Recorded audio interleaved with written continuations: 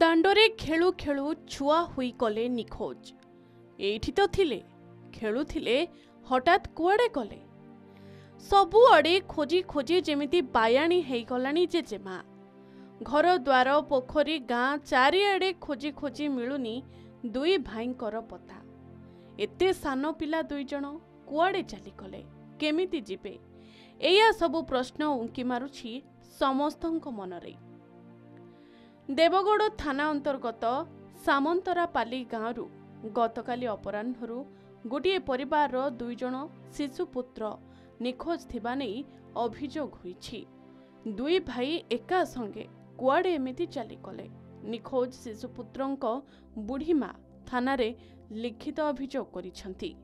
Police सूत्ररू मिलिथिबा सूचना अनुसार गत शनिवार अपराह्न प्राय 4:30 समय सामंतरापाली गाँव सूरज किसान को दुई पुओ रोहित किसान व अमित किसान, जहाँकर बयस जनकर 11 वर्ष और आउ जनकर 9 वर्ष, निज घर दांडरे खेलुथुबा बेले हठात निखोज हो जाइथिले। आज्ञा मोर नाती जुराक ये भोट दिन जो शनिवार दिन संध्या 4टा बड़े कुआड़े हजी जाइछन कि कुआड़े गले जे आज्ञा खोजा खोजी करूछि किछि पाइली नहीं।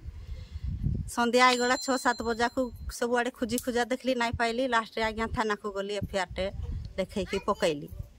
थाना वाला माने आसिकरी कुकुर माकर आसिकरी सब खोजा खोजी करूछन।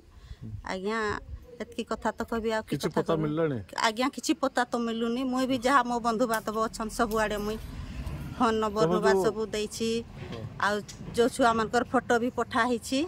आज्ञा किछि तो खोज खबर मिलुनी।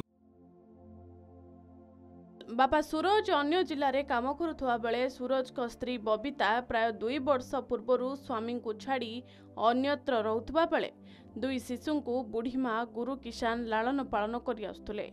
तेबे गतकाली अपराह्न शिशुपुत्र निखोज हेबा परे बुढ़ीमा पाख पड़ोशी और संपर्कियों घरे खोजाखोजी करिबा परे मध्य कौनसी संधान न पाइबारु शेषरे देवगड़ थाना रे लिखित अभियोग करथिले।